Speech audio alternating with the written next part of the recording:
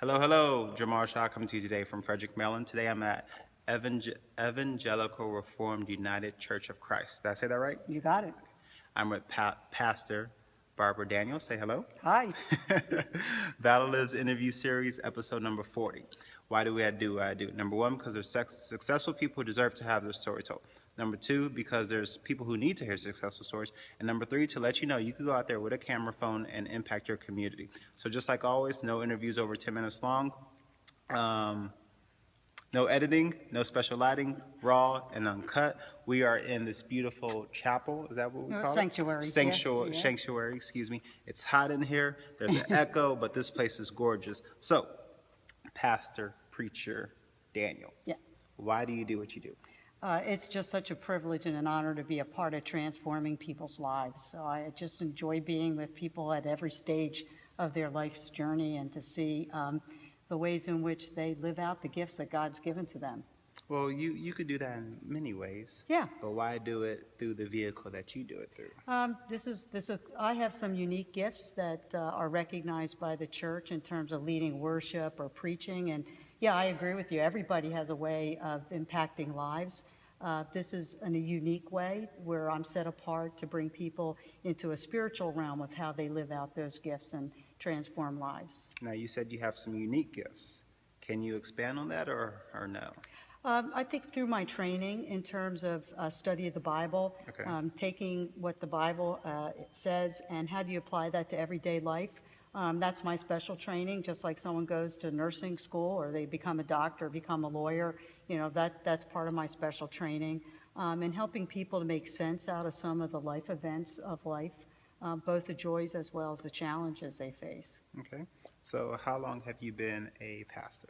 I've been a pastor for 33 years, and I've been here in Frederick for 10. Okay. So speaking of being in Frederick, what has been one of the proudest moments of your career? I was really proud when our congregation worked to help pass marriage equality here in the state of Maryland, because it was about families and it impacted families in our congregation so incredibly that, it just seemed like the kind of thing we needed to be involved in, because we believe in love, and love is about families. So the fact that we started because of our own families, but then we were able to impact families throughout the state. For me, that was one of the highlights of my whole ministry. Okay.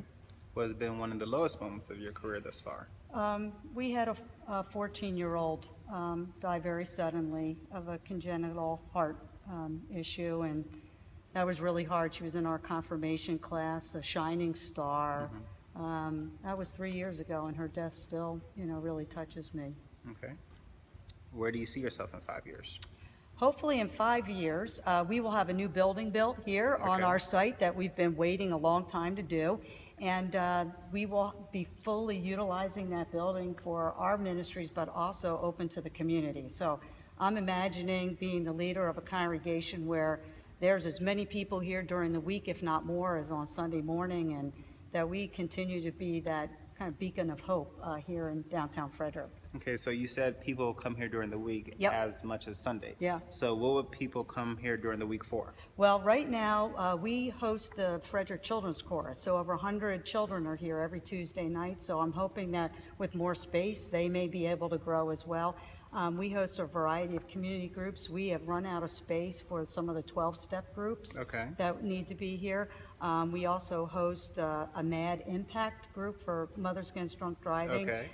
We also provide space for a seeing eye dog, guiding eye dog. So I'm hoping that there's lots of people that need to have some more room to meet, and we would like to meet that need. With the new space, we'll have AV equipment that's up to date, so I would love to see people coming here for educational seminars, or Okay. maybe the Downtown Partnership would want to hold something here, or the Historical Society. My ideas and hopes are endless for our new space. All right, perfect.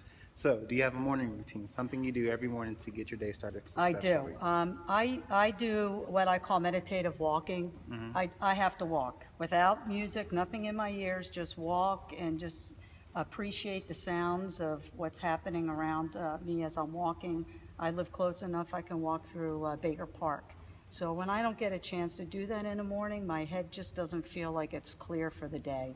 And after that, it's coffee and the newspaper. How long do you usually walk for? About 30 minutes. Okay, Yeah. nice. Do you have a daily habit, something that you do every day, and if you do not do it, your day doesn't feel complete? For some people, it's meditating. Some people, it's, it is reading their Bible. Some people, it is, yoga or their smoothie or whatever.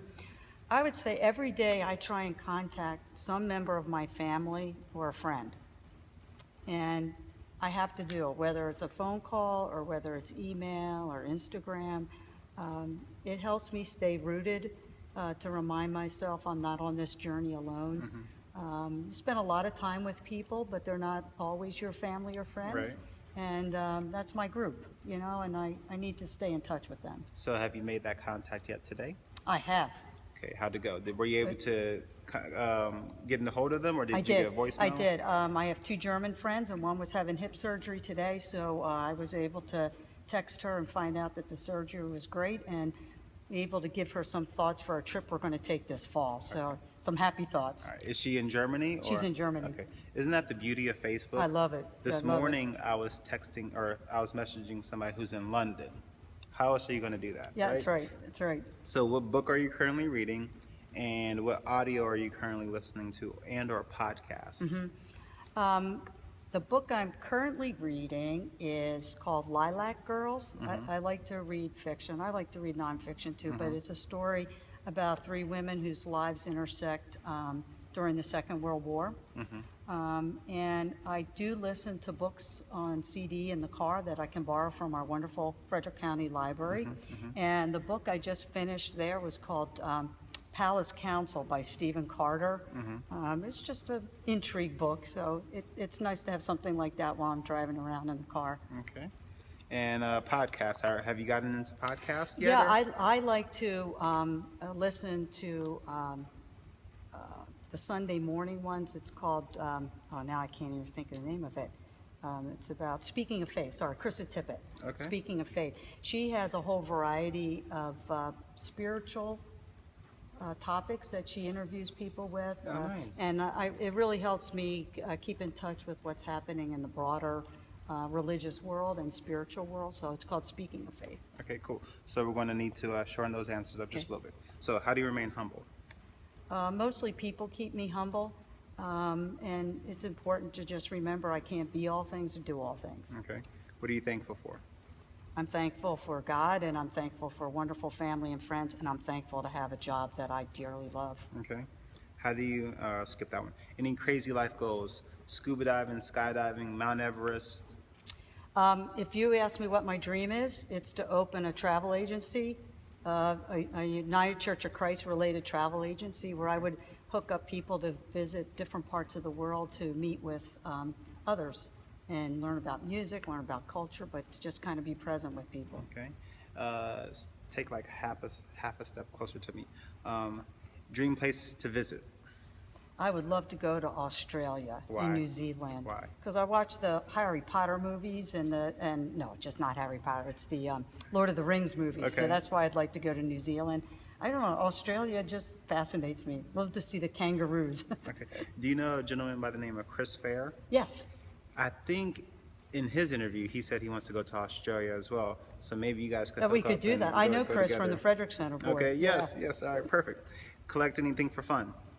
Not really. I mean, I just enjoy things, yeah. All right, sounds good to me. Any pets? No. Okay.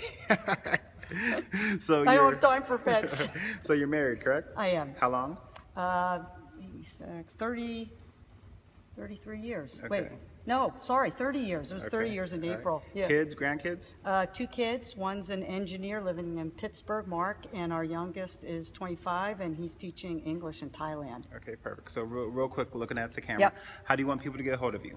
You can contact me via our website at erucc.org. That's it? That's it. No phone number, no nothing? Well, there's a phone number on it. It's 301-662-2762, and I'm always happy to talk to anybody. Okay, and are you guys on Facebook and We- Instagram yep. and Twitter and So all that whole thing? if you go to the website, you can get connected with Facebook, Twitter, Instagram, and all that stuff.